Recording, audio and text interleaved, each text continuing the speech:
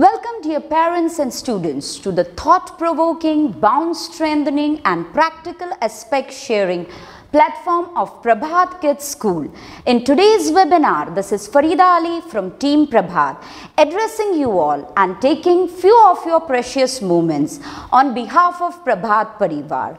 To begin, let me update you all that Team Prabhat teachers have already started Phase 2 of online teaching session, and the highlight of this session are the video recorded lectures of the teachers. These teachers have recorded their own explanatory videos and uploaded them for the students' better understanding. Hats off and salute to each and every individual teacher of Team Prabhat, because हम सब जानते हैं कि एक video के recording, editing और uploading में कितनी मेहनत लगती है. So once again, hats off and salute to the pains taken by all the teachers of Team Prabhat.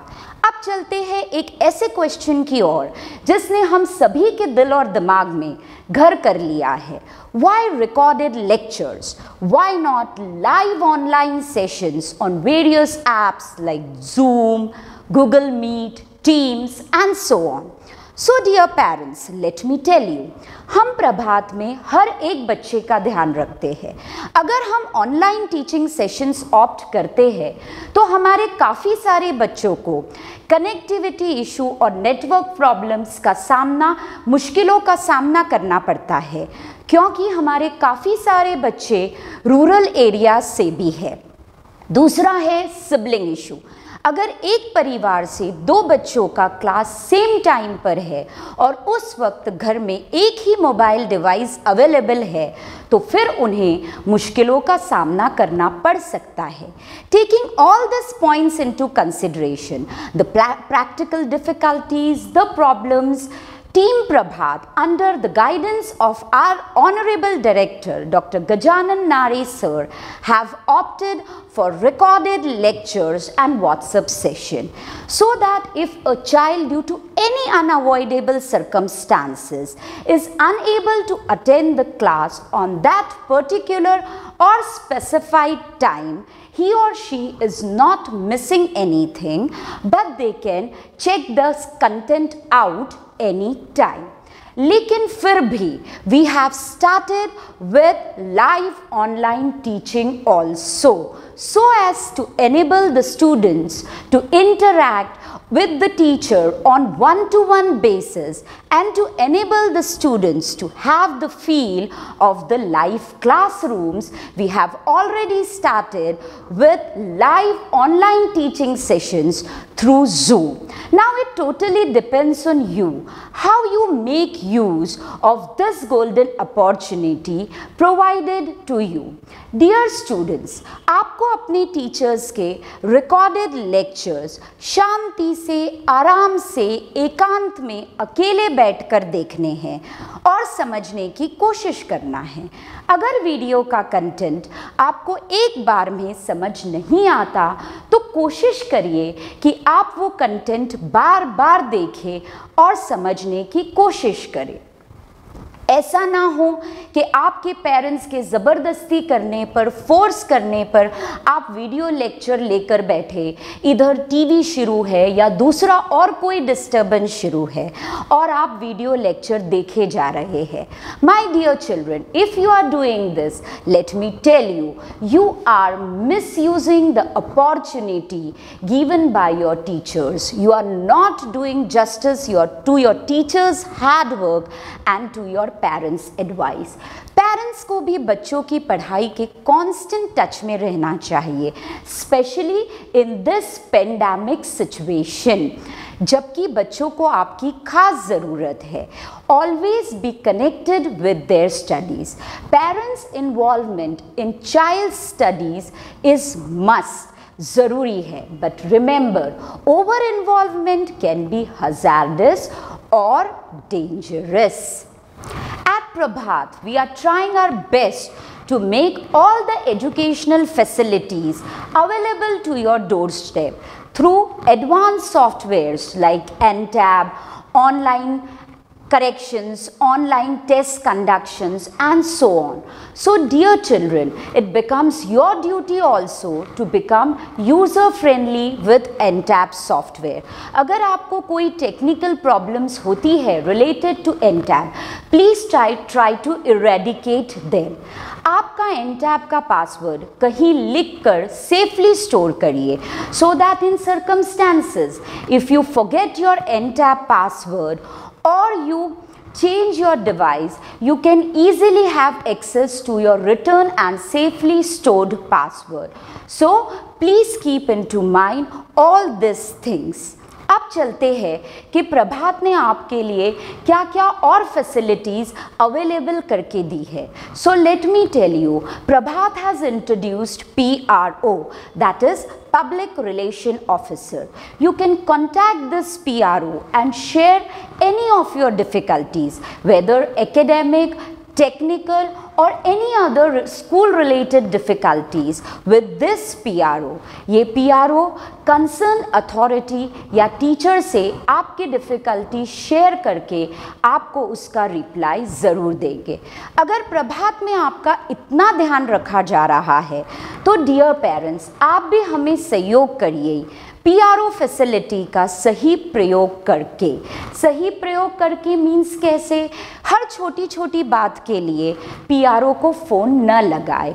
जो मुश्किलें खुद से सॉर्ट आउट हो सकती है, प्लीज़ उनका सल्यूशन खुद निकालने की कोशिश करिए. PRO को दिए गए समय जो कि है सुबह 10 बजे से शाम के 5 बजे तक वर्किंग डेज में ही कांटेक्ट करिए. Please use the PRO facility provided to you and help us in enriching our services to your doorstep. PRO को आपको रिप्लाई करने में कुछ समय लग सकता है, so please don't panic. To panic will not get solution to anything, but it will only increase problems for you and for others. So be patient. PRO आपकी डिफ़िकल्टी का रिप्लाई आपके साथ ज़रूर शेयर करेंगे.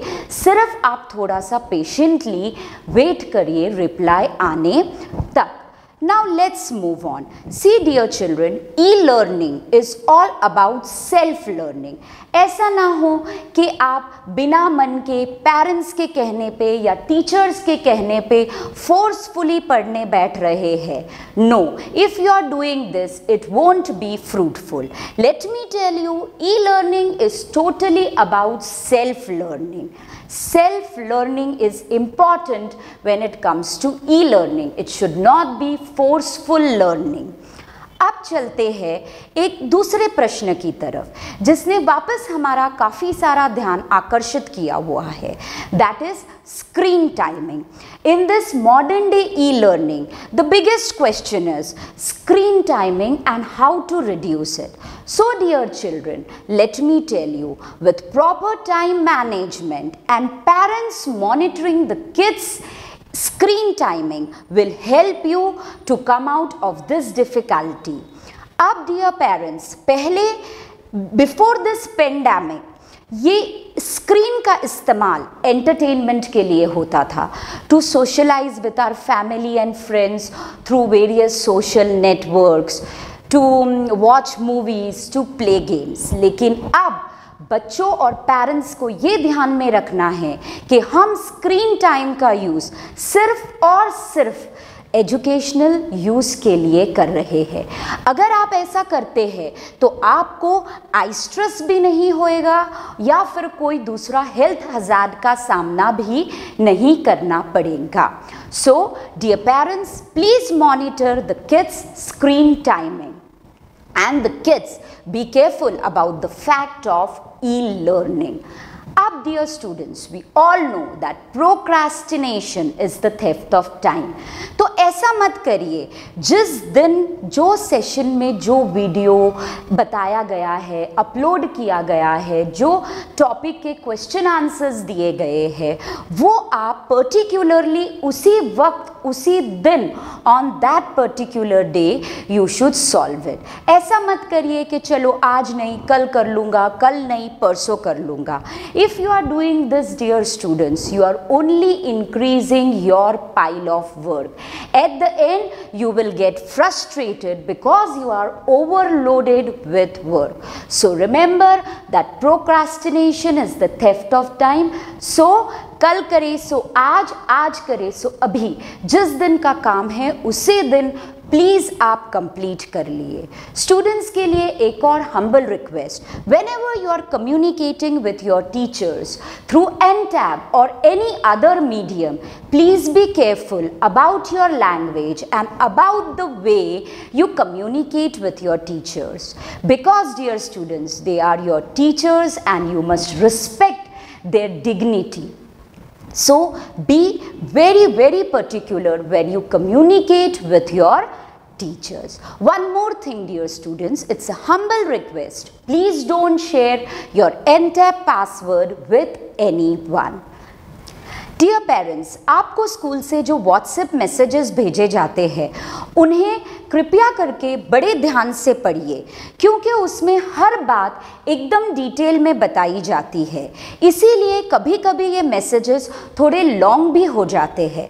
तो ऐसा मत करिए कि शुरू की एक लाइन पढ़ी, बीच की एक लाइन पढ़ी और आखिरी की एक लाइन पढ़ ली। ऐसा करने से आप ही को कन्फ्यूजन हो सकता है और आप ही की प्रॉब्लम्स और डिफ़िकल्टीज बढ़ सकती है। Dear parents, e-learning can be very enjoying if you take it, if you perceive it in a positive sense. It is high time that we stop nagging, we stop criticizing, we stop grumbling over the situation. Take the present situation as it is coming to you. Be thankful to the Almighty for whatever He is giving you, and see it would really work miracles for you. So please do remember all the instructions and requests we have made to you through this video. Now, how can we stop grumbling and make e-learning enjoyable? For this, I would hand over the session to a dynamic personality of Prabhat Kids School, our child counselor, Dr. Pradeep Auchar, who will address you and will give you the ways to work out miracles to make e-learning enjoyable. This was all from Farida Ali. Thank you. Over to Pradeep sir. Good morning all of you. On behalf of Honorable Director Sir, Director Ma'am, Academic Director Ma'am, Principal Ma'am, and my dear students, once again we are together. आज बहुत दिनों बाद हम एक दूसरे के साथ रूबरू हो रहे हैं। सभी पेरेंट्स को मेरा नमस्ते और मेरे स्टूडेंट्स को बहुत सारा प्यार। बच्चों, आज हम सब साथ हैं इस सिचुएशन में भी जिसे हम सबको मिलकर फेस करना है। कुछ अहम बातें आप लोगों से मैं शेयर करना चाहता हूँ। आज हमें सुनना है, समझना है, जानना है, एक दूसरों तक पहुँचना है, एक दूसरे तक ऐसे मैसेजेस कन्वे करना है जिसके ज़रिए हम सब में एक पॉजिटिविटी आए, विचारों की पॉजिटिविटी आए और नए लर्निंग प्रोसेस को समझने का हमारा प्रयास सक्सेस रहे। डियर स्टूडेंट्स एंड पेरेंट्स, चलो आज शुरू कर रहा हूँ एक छोटी सी बात, एक छोटी सी सिचुएशन को लेकर। 5 पॉइंट्स के ऊपर आज हम शेयर करेंगे। पहले पॉइंट्स में आपसे शेयर करना चाहता हूँ कि आज की इस कंडीशन में हमारे मेंटल स्टेटस की क्या कंडीशन है। ऑब्वियसली आप इस वक्त क्या फील कर रहे हैं, मैं क्या फील कर रहा हूँ, हम सबकी फैमिली क्या फील कर रही है, हमारा देश क्या फील कर रहा है। Before I am going to start, I just want to connect all this thing with one story.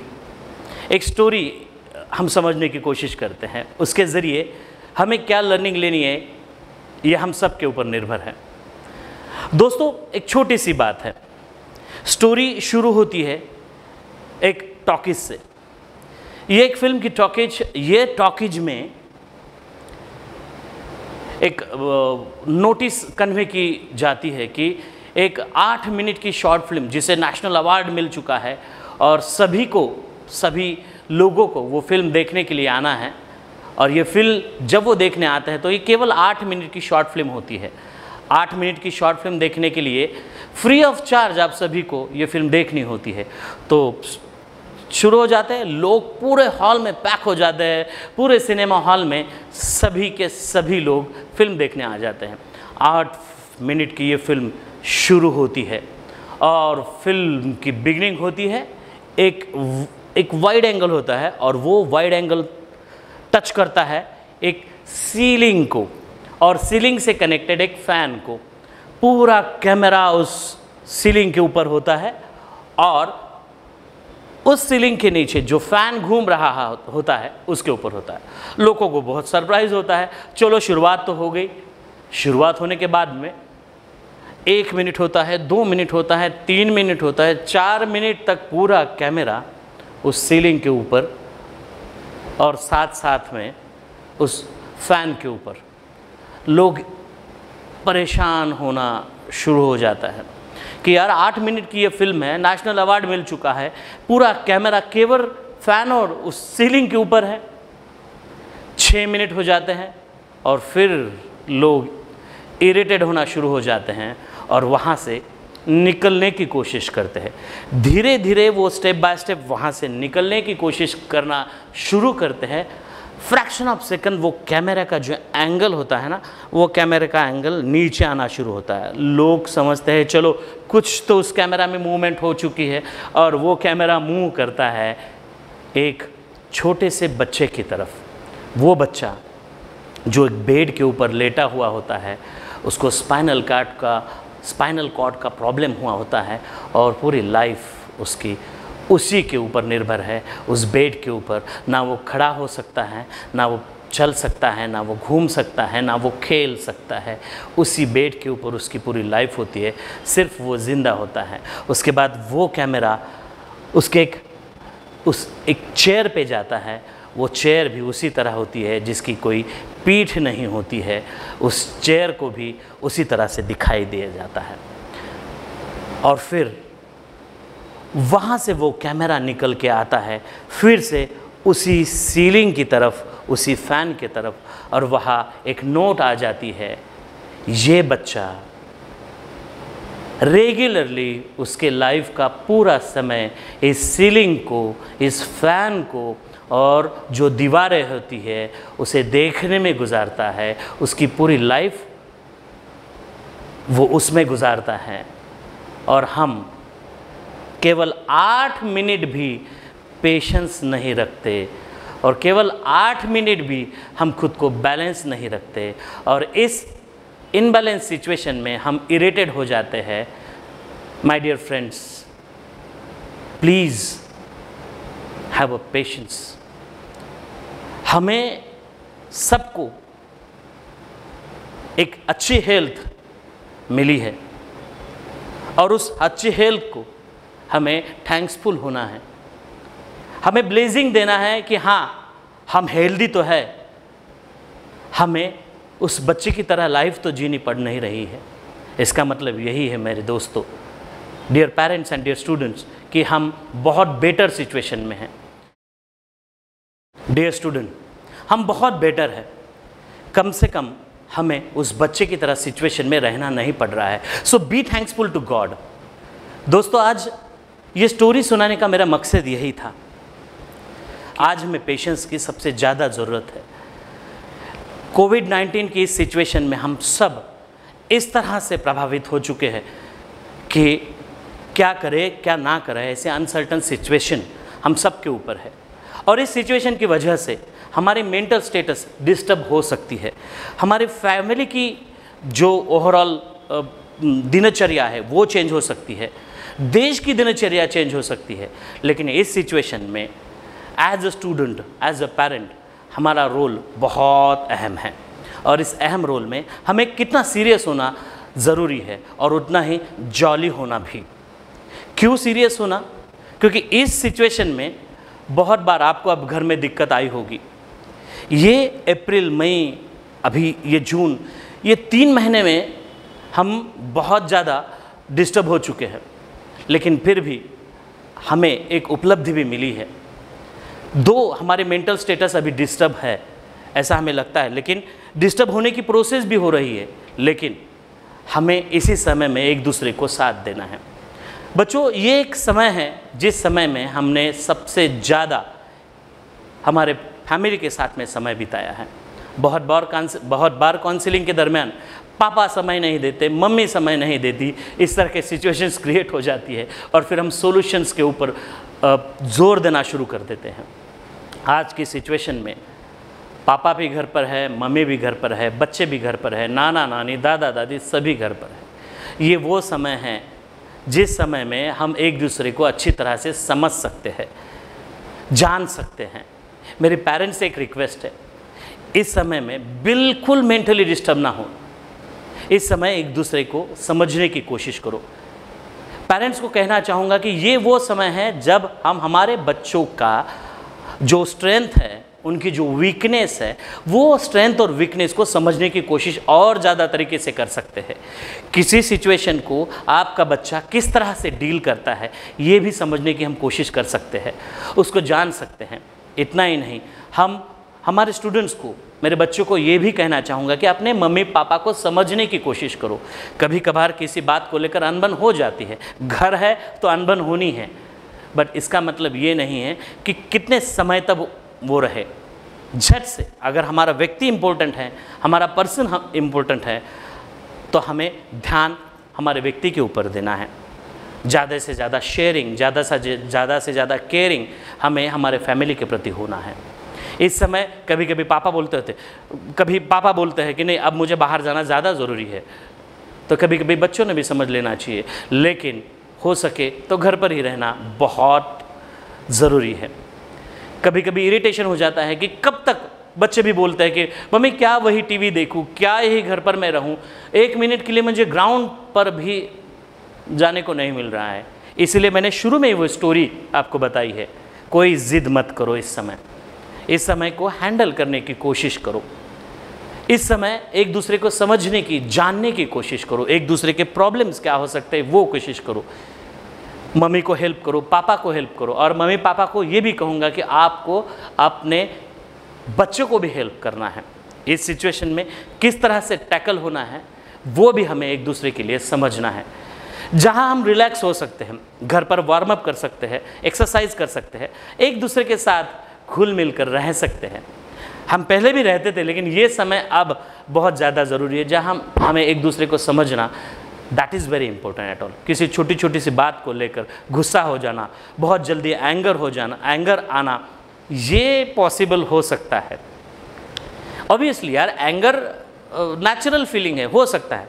जैसे हम हंस सकते हैं वैसे गुस्सा भी हो सकता है, लेकिन इसका मतलब ये नहीं कि कितने देर तक हमें गुस्सा रहना है। समझ जाओ, एक दूसरे के अलावा हम नहीं रह सकते। ये फीलिंग इस लॉकडाउन की सिचुएशन में हमें मिली है, इसलिए एक दूसरे को समझना, एक दूसरे की मेंटल स्टेटस को समझना हमें ज़्यादा ज़रूरी है। अब बेहतर है हम एक और दूसरा पॉइंट आपसे शेयर करना चाहते हैं। इस सिचुएशन में रोल ऑफ स्कूल और रोल ऑफ टीचर हम समझने की कोशिश करते हैं। दोस्तों, अप्रैल महीने से लेकर इस लॉकडाउन की कंडीशन में आपके टीचर, जिनके साथ में आप रेगुलरली कनेक्ट होते थे और होने वाले भी हैं, तुम्हें पता है वो टीचर आप इस ऑनलाइन एजुकेशन के ज़रिए, इस वर्चुअल क्लासरूम के ज़रिए और सोशल मीडिया का पूरा पॉजिटिव तरीके से इस्तेमाल करके आप तक सब कुछ पहुंचा रहे हैं जो आपको देना है। आपको पता है आपके टीचर इस वक्त क्या एफर्ट्स कर रहे हैं।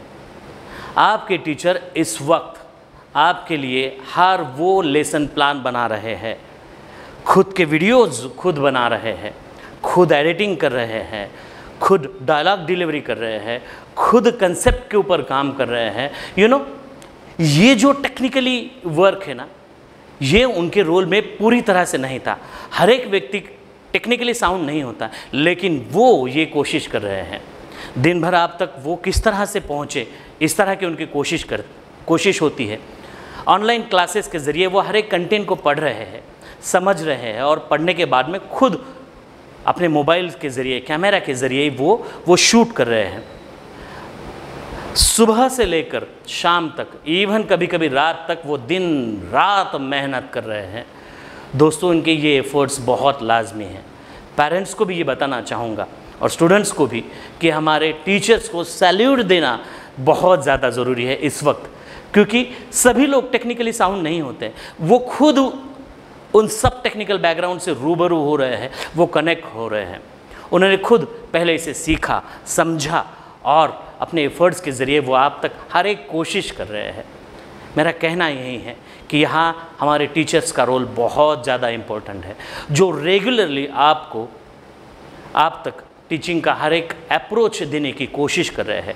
इसका मतलब पहले वो खुद सीख रहे हैं, ऑब्वियसली आपको वो हर एक कंटेंट पहुंचाने की कोशिश कर रहे हैं, वो हर एक लर्निंग कंसेप्ट देने की कोशिश कर रहे हैं, जिसके ज़रिए आप तक आपका सिलेबस भी पहुंचे और लाइफ की एक अच्छी लर्निंग प्रोसेस भी रहे। दोस्तों, CBE जो CBSE ने कहा है और कंप्यूटेंसी बेस एजुकेशन देने को CBSE ने कहा है। इस वक्त CBSE ने भी अपना रोल चेंज कर दिया है। इस पेंडेमिक की सिचुएशन में किस तरह की हमारी भूमिका होती है, इस भूमिका को स्कूल बखूबी निभाने की कोशिश कर रहा है। स्कूल पूरे एफर्ट्स ले रहा है आप तक वो हर एक कंटेंट पहुँचे। ये कब तक होगा? जून में ख़त्म होगा, जुलाई में ख़त्म होगा, अगस्त में पता नहीं। इसके बारे में हमें अभी कोई भी जानकारी नहीं है, लेकिन लर्निंग की ये प्रोसेस, टीचिंग की ये प्रोसेस आप तक पहुंचाने के लिए हमारी स्कूल, आपकी प्रभात आपके लिए बहुत से एफर्ट्स ले रही है। इस पूरी सिचुएशन में वो दिन रात जाकर आप तक वीडियो बना रहे हैं और आप तक वो उसे पहुंचाने की कोशिश कर रहे हैं। पूरी तरह हम सब टेक्निकली साउंड नहीं होते, ये तो लर्निंग प्रोसेस है। एक आध बार गलतियां हम सबसे हो जाती है, गलतियां तो होनी है। जो कोशिश करता है उसके ज़रिए कभी कोई वीडियो ब्लर आ सकता है, कभी साउंड क्लियर आ नहीं सकता। इसका मतलब वो पूरी तरह गलत है ऐसा भी नहीं होता है। इसलिए इस सिचुएशन में आपको, हम सब टीचर को समझना ज़्यादा ज़रूरी है। और इस सिचुएशन में ये समझना इसलिए ज़रूरी है क्योंकि अब वो उनके एफर्ट्स पूरी तरह से आप तक पहुंचाने की कोशिश कर रहे हैं। My dear parents and students, अभी टीचर्स के रोल के बारे में मैंने आपको बताया कि किस तरह से टीचर और स्कूल पूरी तरह आपके साथ कनेक्ट होने की कोशिश कर रही है और टीचिंग लर्निंग की ये प्रोसेस सक्सेसफुल करने की एक अनोखा एफर्ट्स लेने की कोशिश कर रही है। इस समय में थर्ड पॉइंट्स आपसे शेयर करना मुझे ज़्यादा ज़रूरी लगता है। वो ये है कि इस समय में एज अ पेरेंट्स आपकी भूमिका क्या होनी चाहिए, एज अ स्टूडेंट्स हमारे स्टूडेंट की क्या भूमिका होनी चाहिए। अब हम ये कह सकते हैं कि CBSE और एजुकेशनल फ़िलॉसफ़ी क्या कहती है। एजुकेशनल फ़िलॉसफ़ी कहती है कि teaching is an activity and learning is a life long process. आज हमें सही समय पर सेल्फ लर्निंग के ऊपर भी गौर करना होगा। पहले स्टूडेंट की भूमिका हम समझने की कोशिश करते हैं। जब भी कोई वीडियो या जब भी कोई कंटेंट आपके सामने आता है तो उसे समझने की कोशिश करो। ऑब्वियसली सेल्फ लर्निंग के इस मोड में हमें ये ज़्यादा समझना ज़रूरी है कि कोई कंसेप्ट आज हमें लर्निंग के लिए आती है तो पहले हम उसे सेल्फ एनालाइज करते हैं, उस कंसेप्ट को खुद को समझने की कोशिश करते हैं। ऑनलाइन का वीडियो आने के बाद में उसी समय में क्वेश्चन आंसर्स का डील नहीं है, उस समय में हमें क्या लगता है ये समझना ज़्यादा ज़रूरी है। इसलिए कोई भी कंटेंट जब आता है तो बच्चों ने सेल्फ लर्निंग के ऊपर ज़्यादा जोर देना चाहिए। वो समझने के बाद मुझे कितना समझा है वो जानने की कोशिश करनी चाहिए। सेल्फ लर्निंग के इस दौर में हमें खुद को इस तरह से स्टेबल करना है कि हाँ, I have to do it, मुझे ये समझने की कोशिश करनी है। कंसेप्ट किस तरह से पहले क्लियर होती है इसके ऊपर हमें ज़्यादा फोकस करना है। जब तक हम कंसेप्ट के ऊपर जोर नहीं देंगे तब तक हमारा कोई भी कंटेंट फुलफिल नहीं होगा। ये माइंड से निकाल लो। कोई भी टीचर केवल सिलेबस करने के लिए आपको सिखा नहीं रही है। It is very clear. हम कोई भी ये एफर्ट्स नहीं ले रहे हैं कि अभी सिलेबस कंप्लीट करना है, पढ़ा दो ना। टीचर्स भी इसके ऊपर लर्निंग कर रही है, और इसीलिए एज अ स्टूडेंट हमारा रोल होता है सेल्फ लर्निंग का, सेल्फ मोटिवेशन का। एज अ स्टूडेंट वो कंसेप्ट समझो, उसे जानने की कोशिश करो, उसे एनालाइज करो, उसको पॉइंट वाइज लिखो, उसके पॉइंट्स खुद कवर करो, और जितने पॉइंट्स कवर करोगे वो पॉइंट्स रिवाइज करने की कोशिश करो। जब तक वो खुद के साथ आप वो स्टेप को कनेक्ट नहीं कर पाते, जब तक फाइनल आंसर के ऊपर नहीं पहुंचते, तब तक हम उसे समझाने की और समझने की कोशिश नहीं कर पाते। इसलिए पहले पूरे फोकस से उसे समझने की कोशिश करना ये ज़्यादा इम्पोर्टेंट है। जब टीचर कोई लेसन आपको भेजती है वीडियोस के ज़रिए या कोई PDF आपके सामने आता है, तो पेरेंट्स का रोल क्या होता है? उस वीडियो को अच्छी तरह से डाउनलोड करें। डाउनलोड करने के बाद में उसे समझने के लिए आपके वार्ड को मदद करें। अब वो मदद किस तरह से होती है? बच्चों केवल एग्ज़ाम पास करना या वो सिलेबस कंप्लीट करना या किसी क्वेश्चंस के आंसर देना, that is not major important at all. उसको अहमियत है, लेकिन उसके साथ में हमारे टीचर्स लर्निंग आउटकम्स, जो CBSE ने कहा है कि हर लेसन के साथ लर्निंग आउटकम जुड़ा हुआ है। अध्ययन निष्पत्ति जिसे कहते हैं, वो निष्पत्ति क्या होती है? ये बहुत हार्ड और कठिन शब्द है। पेरेंट्स कुछ हद तक समझ जाएंगे, बच्चे हर वक्त उसे समझेंगे, इट्स नॉट नेसेसरी। इसलिए लर्निंग आउटकम्स क्या होता है, अध्ययन निष्पत्ति क्या होती है, ये हम समझने की कोशिश करते हैं। हर टीचर हर कंटेंट के ऊपर, हर लेसन के बारे में, लर्निंग आउटकम के बारे में लिख रही है या बता रही है। उसका मतलब ये होता है कि कोई लेसन अगर होता है तो उस लेसन को ख़त्म होने के बाद में उसमें क्या अध्ययन निष्पत्ति होती है, इसका मतलब हम उसे, उसमें से हम क्या पाते हैं, उसमें से हमें क्या मिलता है, वो समझना ज़्यादा ज़रूरी है। अगर वो हम समझने की कोशिश करते हैं तो उसको हम हमारे लाइफ से कनेक्ट करने की कोशिश करते हैं। अब एक फॉर एग्जाम्पल आपको देने की कोशिश करता हूँ। पेरेंट्स आप भी समझने की कोशिश करिए और बच्चों आप भी। अब हमें 9th और 10th में डेमोक्रेसी के ऊपर एक लेसन है। देखो लर्निंग आउटकम हम किस तरह से कनेक्ट करते हैं। डेमोक्रेसी का ये lesson, what is mean by democracy, importance of democracy, merits of democracy, demerits of democracy, ऐसे बहुत से सवाल उसमें पूछे गए हैं। सिग्निफिकेंस के बारे में पूछा गया है। तो हम डेमोक्रेसी का वो लेसन पढ़ लेते हैं, और डेमोक्रेसी का वो लेसन होने के बाद में एग्ज़ाम या कोई क्वेश्चंस उसके ऊपर पूछे जाते हैं तो हम उसके आंसर्स दे देते हैं, और आउट ऑफ मार्क्स भी हमें मिलते हैं। But my dear friends, my dear students, my dear parents, यहाँ लर्निंग आउटकम्स क्या होगा? केवल एग्ज़ाम में अच्छा स्कोर करना, ये हमारा लर्निंग आउटकम है? या फिर डेमोक्रेसी के उस लेसन को हमारे डे टू डे लाइफ से हम किस तरह से कनेक्ट करते हैं, ये होगा। डेमोक्रेसी के इस लेसन में क्या पेरेंट्स बच्चों के साथ में डेमोक्रेटिक एटीट्यूड रखते हैं? देखो, I am going to connect the chapter of democracy with students. क्या पेरेंट्स डेमोक्रेटिक एटीट्यूड अपने फैमिली में रखते हैं? क्या मम्मी पापा बच्चों को डिसीजन मेकिंग की प्रोसेस में लाते हैं? क्या इस डेमोक्रेसी के सब अप्रोच में बच्चों को कुछ पूछा जाता है, उनकी राय ली जाती है किसी मुद्दों के ऊपर, किसी पॉइंट्स के ऊपर, या फैमिली के कोई प्रॉब्लम्स के ऊपर? क्या बच्चों की राय ली जाती है? सच में ये डेमोक्रेसी है, ये है लर्निंग आउटकम्स। अगर हम इस तरह से हमारे फैमिली में उनका रोल समझने की कोशिश करते हैं तो ये रियल डेमोक्रेसी है।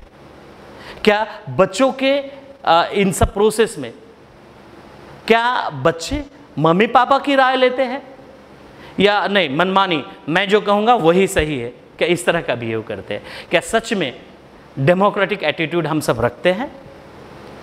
ये समझने की कोशिश करते हैं। भाई डेमोक्रेटिक अप्रोच के बारे में और लर्निंग आउटकम के बारे में आपको ये भी जोड़ना चाहूँगा कि उसमें देखो लर्निंग कितनी अच्छी तरह से और फ्लेक्सिबल है। आज की सिचुएशन में देखो लर्निंग प्रोसेस आज के डे टू डे लाइफ में और किस तरह से कनेक्ट होती है। India is a federal country. आज इस डेमोक्रेटिक एरिया में देखो आपको एक बहुत करंट एग्जाम्पल मिल रहा है कि सेंट्रल गवर्नमेंट और स्टेट गवर्नमेंट दोनों भी कोविड-19 के इस प्रकोप को से जूझ रहे हैं और उसमें सॉल्यूशन निकालने की कोशिश कर रहे हैं। स्टेट गवर्नमेंट खुद अपनी कुछ पॉलिसीज़ बना रहा है, सेंट्रल गवर्नमेंट की कुछ पॉलिसीज़ है, लोकल पॉलिसीज़ है, डिस्ट्रिक्ट कलेक्टर इनके ज़रिए। देखो ना, इन सब का कोऑर्डिनेशन है, ये भी एक लर्निंग प्रोसेस है। क्या इस लर्निंग प्रोसेस में हम डेमोक्रेसी से उसे कनेक्ट कर रहे हैं? अगर सब जगह ये कह रहे हैं कि स्टे एट होम, क्या सच में डेमोक्रेसी के इस नियमों का हम पालन कर रहे हैं कि स्टे होम सच में हम घर पर रह रहे हैं? इस सिचुएशन को समझने की कोशिश कर रहे हैं। सरकार जो कुछ उपलब्धियां दे रही है, क्या वो सही में प्रॉपर है, वो सुविधाएं अच्छी है या नहीं है, या किस तरह से होनी चाहिए, इसके ऊपर हम फैमिली के साथ में डिस्कशन कर सकते हैं। ये डेमोक्रेटिक का ये चैप्टर हम आज के सिचुएशन में इस तरह से कनेक्ट कर सकते हैं। That is learning outcome. इसलिए हर लेसन में हमें कहीं ना कहीं लर्निंग आउटकम मिलेगा, और वो लर्निंग आउटकम हमें समझना ज़्यादा ज़रूरी है। केवल एग्ज़ाम पास करने के लिए हमें स्टडी नहीं करनी है, हमें समझना है कि इस लेसन का, इस चैप्टर का हमारे लाइफ लॉन्ग प्रोसेस में किस तरह से यूटिलाइजेशन हो सकता है।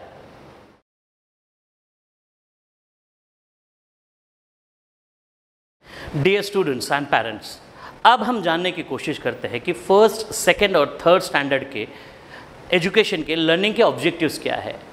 NCF 2005, that is national curriculum framework, ये कहता है कि फर्स्ट स्टैंडर्ड से लेकर थर्ड स्टैंडर्ड तक के हर एक बच्चे का मेंटल एबिलिटी किस तरह से डेवलप हो, उसकी सोशल एबिलिटी किस तरह से डेवलप हो, इतना ही नहीं उसकी पर्सनालिटी किस तरह से डेवलप हो, इन बातों के ऊपर सबसे ज़्यादा फोकस NCF का होता है। फर्स्ट सेकंड स्टैंडर्ड के स्टूडेंट्स को उसकी हैबिट जो होती है, वो हैबिट किस तरह से हम डेवलप कर सकते हैं लर्निंग के ज़रिए, इसके ऊपर ज़्यादा अहमियत दी गई है।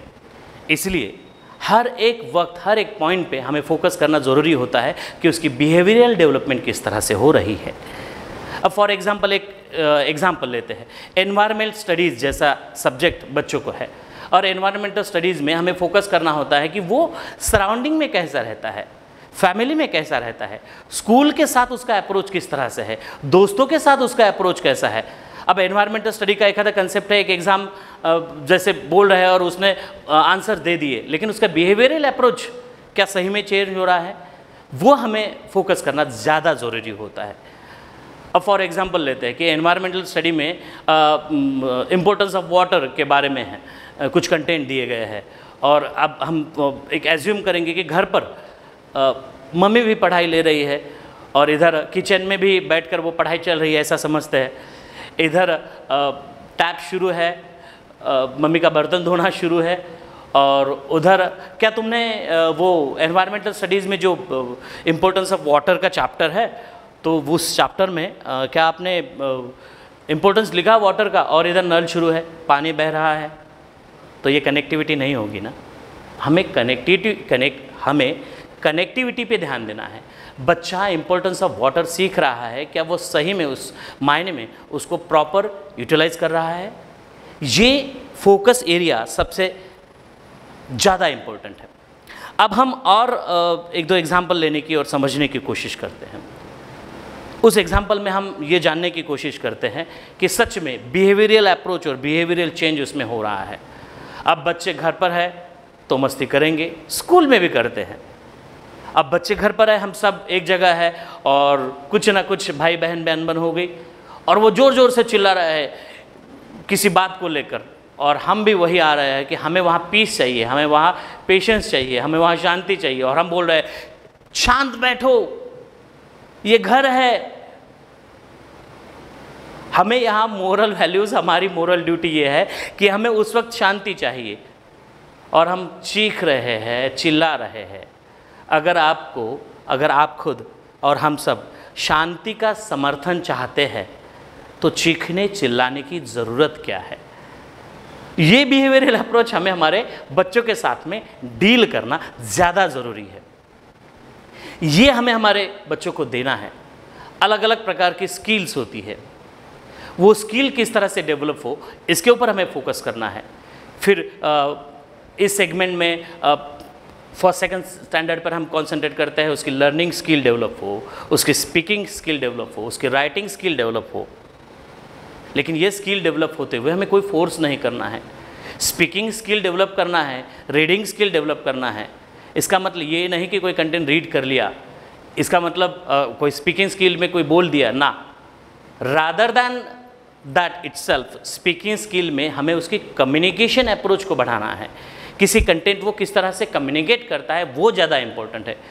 लिसनिंग स्किल डेवलप करनी है। अगर लिसनिंग स्किल उसकी डेवलप करनी है तो केवल सुनना नहीं है, समझना है और समझकर सुनना है। इन दोनों बातों में फ़र्क है। एवरी चाइल्ड और every person should be a good listener. अगर हम अच्छे लिसनर होते हैं तो हम अच्छे स्पीकर बन सकते हैं। हमें बच्चों के साथ में ये डील करना है। डियर स्टूडेंट, आपको भी ये ध्यान देना है, मम्मी पापा आपके लिए एफर्ट्स ले रहे हैं, स्कूल आपके लिए एफर्ट ले रहा है। बहुत समय तक पढ़ाई करने में आपका मन नहीं लगता है, लेकिन जिस तरह से खेल कूद में आप एंजॉय करते हो उसी तरह से आपको स्टडी भी एंजॉय करनी है। कोई फोर्स नहीं है आपको, लेकिन इसका मतलब ये नहीं है कि कोई कंटेंट होने के बाद में उसी वक्त उसी समय उसके ऊपर फोकस करो, एंजॉय करो, रिलैक्स से एंजॉय करो, उसे समझने की कोशिश करो। आपके टीचर ऑनलाइन क्लासेस के ज़रिए आपके लिए एफर्ट्स ले रहे हैं ना, तो आपका इतना ही दायित्व होता है कि आप भी उन्हें मदद करें। लेकिन केवल उन्हें मदद करना that is not important at all. खुद को मदद करना दैट इज़ इम्पोर्टेंट। तो वो होने के बाद में तुरंत उसको समझने की कोशिश करो, दोहराओ, मम्मी पापा से शेयर करो, मम्मी पापा से कुछ लर्निंग लो, और वो होने के बाद में फिर स्टडी कंप्लीट कर लो। और फिर चाहे जितना खेलो, चाहे जितना रिलैक्स हो, चाहे जितना एंजॉय करो, ये हमें समझना है। इसका मतलब हमें रीडिंग भी करनी है, लर्निंग भी करनी है, लिसनिंग भी करनी है और राइटिंग भी करनी है। फोकस एरिया क्या होगा, हम क्या समझते हैं, किस तरह से समझते हैं। लेकिन उससे को अगर टेंशन में लो तो मज़ा नहीं आएगा, और एंजॉय करोगे तो मज़ा ही मज़ा आएगा। यार हर चीज़ को एंजॉय करो। Learning is a enjoyable process. हम सब यही कोशिश कर रहे हैं कि कुछ आप बेहतर सीखें, समझें और हमारे दिनचर्या में उसे इस्तेमाल करें। अब हमें इस वक्त पेशेंस की ज़रूरत है, तो हमें पेशेंस रखना है। फर्स्ट सेकंड थर्ड में हमें उस तरह से समझने की कोशिश करनी है, और पेरेंट्स को भी उसी तरह से समझना ज़्यादा ज़रूरी है। एक बात हमें और ध्यान देनी है बच्चों, हमें हर चीज़ में सुंदरता देखनी है। देखो, नज़र का ऑपरेशन हो सकता है, नज़रिए का नहीं। इसलिए हमें अपना नज़रिया बदलना है। बहुत से स्कूल इसके लिए एफर्ट्स ले रहे हैं, अपने अपने तरीके से ऑनलाइन एजुकेशन देने की कोशिश कर रहे हैं। हमें कोई स्कूल क्या कर रही है क्या नहीं कर रही है इसके ऊपर कंपैरिजन नहीं करना है। हम किस तरह से बेहतर बने ये ज़्यादा ज़रूरी है। इसलिए बाकी स्कूल क्या एफर्ट ले रहे हैं, अपनी स्कूल क्या एफर्ट रही है, दैट इज़ नॉट इम्पोर्टेंट। सब लोग बच्चों के लिए और एजुकेशन के लिए स्ट्रगल कर रहे हैं। हमारा फोकस एजुकेशन को बेस्ट और बेहतर हो, ये इसके ऊपर ध्यान देना है। ऑनेस्टी जैसा एक चैप्टर आपको मिल गया हो और क्या हुआ तो मम्मी क्या आज टीचर ने क्या दिया है होमवर्क, टीचर ने कहा है कि ऑनेस्टी के ऊपर जिन जिन विचारवंतों ने लिखा है, जिनके जिन्होंने सोच रखी है और जिन्होंने खुद फॉलो किया है, उनके बारे में एक प्रोजेक्ट बनाओ। अब ये प्रोजेक्ट बनाना है तो आप क्या कर रहे हो, बच्चा किसी दोस्त के घर से कॉपी लेकर आता है और उस कॉपी में लिखना शुरू कर देता है, उसको कॉपी करके। पापा पूछते हैं बेटा क्या कर रहे हो, बेटा कहता है नहीं मेरे दोस्त से कॉपी लाइए, वो ऑनेस्टी के ऊपर कंटेंट लिखना है, वही प्रोजेक्ट है। पापा निकल गए, कुछ नहीं कहा।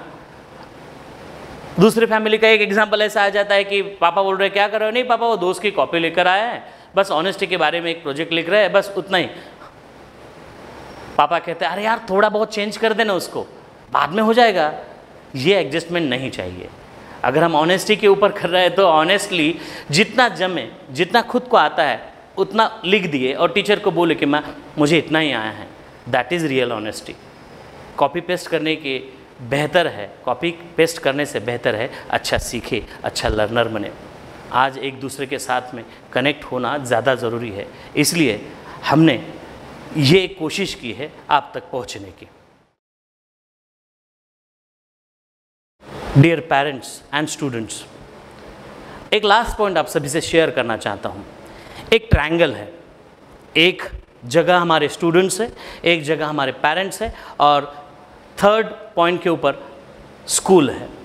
हम तीनों का कोऑर्डिनेशन, हम तीनों का कोऑपरेशन और हम तीनों की कनेक्टिविटी इन सब प्रॉब्लम के ऊपर सॉल्यूशन बनने वाली है। हम तीनों फैक्टर्स को एक दूसरे से कनेक्ट होना, एक दूसरे के प्रॉब्लम समझना ज़रूरी है। स्कूल की ये भूमिका है, क्योंकि हमें कोऑर्डिनेशन से ही रहना होगा, कोऑपरेशन से ही रहना होगा। स्कूल बंद नहीं होगी, स्कूल चलेगी, स्टूडेंट्स तक लर्निंग टीचिंग की प्रोसेस होती रहेगी। ऑब्वियसली इस सिचुएशन में पेरेंट्स के बहुत से फाइनेंशियल क्राइसिस, बहुत से फाइनेंशियल प्रॉब्लम हैं। स्कूल इसको समझती है, स्कूल ये जानती है कि इस सिचुएशन में फिनेंशियल प्रॉब्लम ज़रूर है और इस फिनेंशियल प्रॉब्लम में सॉल्यूशन ज़रूर निकलेंगे। इसलिए स्कूल भी आपको उस तरह से मदद कर सकती है। आपको कोई भी दिक्कत हो स्कूल फीस के बारे में या फिर फिनेंशियल प्रॉब्लम से रिलेटेड, स्कूल से कनेक्ट होने की कोशिश करो। उसे किस तरह से सेगमेंट में हम डाल सकते हैं वो देने की कोशिश करेंगे।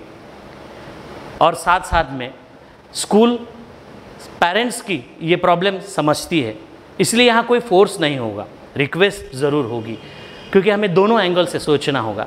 क्योंकि स्कूल भी अब जिस दौर से गुजर रही है, स्कूल भी उस तरह के फाइनेंशियल क्राइसिस से गुजर रही है, लेकिन इस समय में एक दूसरे को कोऑर्डिनेट करना, एक दूसरे को कोऑपरेट करना, वो भी इतना ही इम्पोर्टेंट है।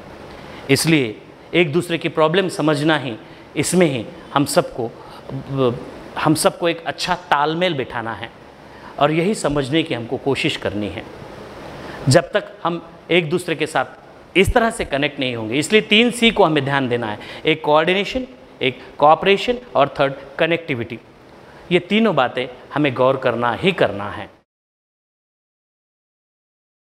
डियर स्टूडेंट्स, अभी स्कूल का क्या रोल, स्टूडेंट्स का क्या रोल और पेरेंट्स का क्या रोल, इसके बारे में हमने समझने की कोशिश की है। इसी तरह से हम सब एक दूसरे के साथ कनेक्ट रहेंगे। ऑनलाइन की दिक्कतें आएगी, इसका मतलब ये नहीं कि हमें हारना है। हम सबको हाथ में हाथ डालकर एक दूसरे की मदद करनी है और हमें ही इस प्रॉब्लम के ऊपर सॉल्यूशन निकालना है। चलो कंक्लूड में आप सभी से एक और लाइफ स्किल की बात कह देता हूँ कि देखो, इस सिचुएशन में आपको एक सॉल्यूशन देता हूँ। पापा मम्मी आप भी समझ लीजिए और आपको भी बताने की कोशिश करता हूँ। पूरे महीने में एक आध बार अगर समय भी मिले ना, तो बच्चों के साथ में फिल्म ज़रूर देखें।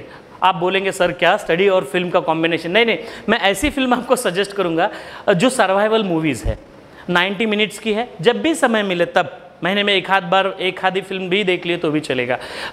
कास्ट अवे एक अच्छी फिल्म है जिसे आप देख सकते हो।